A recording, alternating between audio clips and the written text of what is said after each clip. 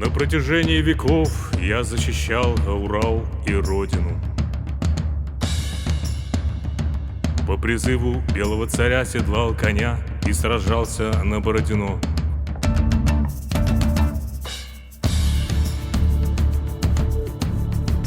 Дрался у стен Лейпцига в битве народов.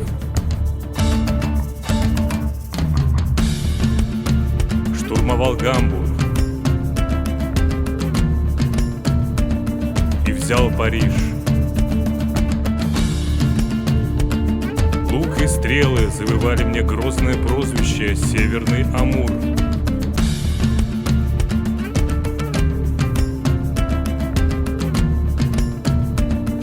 Но прошли года, и то, чем я сражался, было утеряно.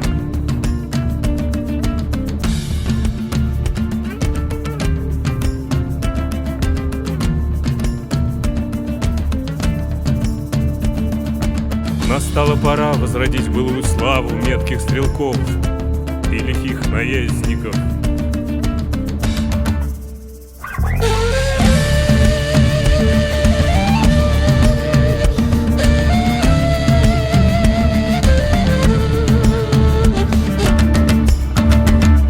Эй!